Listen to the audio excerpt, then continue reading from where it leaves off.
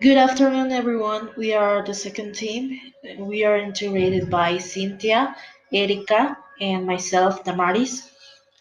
We are going to talk about the nationality of aircraft and vessels, and we hope you enjoy it.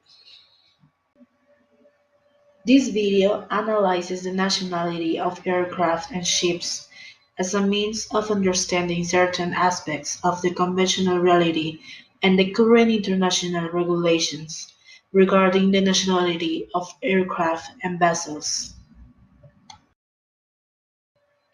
For this purpose, it has been sought to examine the most significant issues that have been set up by this institution at the global level, both from a substantive and procedural point of view, which is in the framework of nationality of aircraft and vessels and the private international law.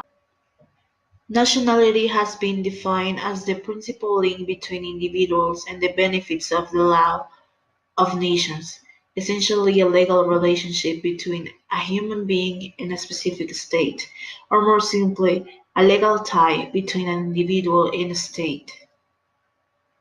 This said tie puts the individual under the personal jurisdiction of that state. Nationality provides a normal but not exclusive basis for the exercise of personal jurisdiction. Ways defines nationality as a technical term denoting the allocation of individuals. Term nationals to a specific state, the state of nationality. As members of that state, a relationship which confers upon the state of nationality rights and duties in relation to other states. The International Court of Justice emphasized that nationality is a legal bond having as its basis a social fact of attachment, a genuine connection of existence, interests, and sentiments, together with the existence of reciprocal rights and duties. It has been claimed that the link of nationality can only be established by sovereign states, but a mode of attribution of nationality such as usury or naturalization may exist for subjects of international law exercising territorial jurisdiction and which are not sovereign. It has also been claimed that nationality may only be conferred upon an individual, but this can only be so if one defines nationality as a political legal term, denoting membership of a state. International parlance shows that the same term applies to objects which are not physical persons. The jurisdiction of a state over its nationals encompasses the rights and duties that international law recognizes in the link of nationality and which is called personal jurisdiction. Personal jurisdiction exists apart from any territorial link, and therefore implies the submission to simultaneous jurisdictions, both personal and territorial. Some forms of personal jurisdiction which differ from nationality may apply to relationships between states and individuals. Jurisdiction under international law is the conferral by international law of certain rights and duties upon a subject of international law in relation to an object with a view to maintaining or modifying the legal position of that object towards other subjects of international law. Jurisdiction exists because there is a recognized link between a subject of jurisdiction and an object of jurisdiction. It is necessary to present the recognized jurisdictional links between states and objects of jurisdiction in order to determine whether the link of registration or nationality fits into a particular category or whether it constitutes a category of its own. We just get to the end of the introduction and we talk about a little bit of nationality and jurisdiction, remembering all classes that we have had. And now we're going to go to the main part of the presentation, that is nationality of vessels.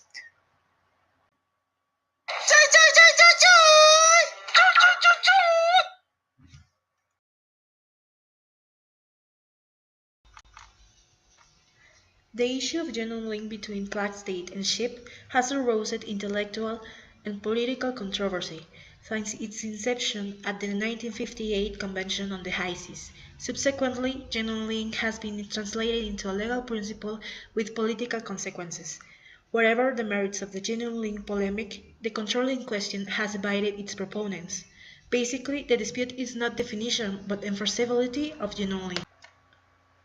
Historically, the first attempt to grant nationality to ships occurred in 1826 when Sweden, Norway, and Denmark entered into a treaty. When the International Law Commission codified laws concerning the attribution of nationality to persons in 1930, the concept was extended to ships. Particularly, parties to the Treaty on National Commercial Navigation Laws recognize the discretionary authority of a flag state to determine and regulate the conditions under which to grant nationality to ships.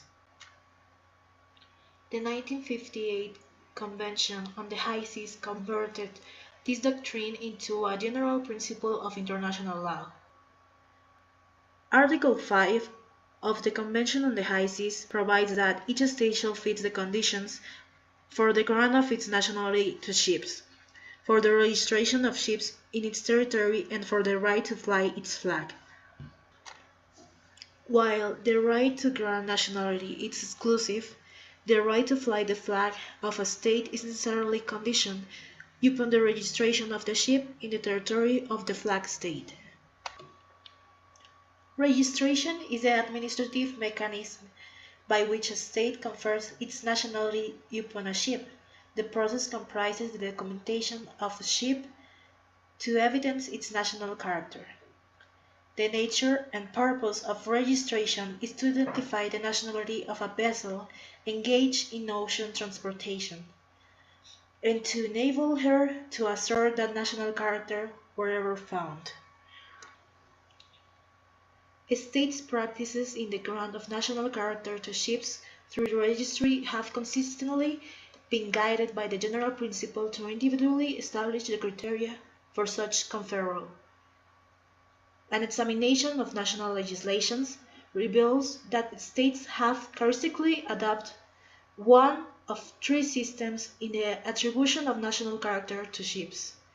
These approaches can be classified as closed, hybrid form, and open registry.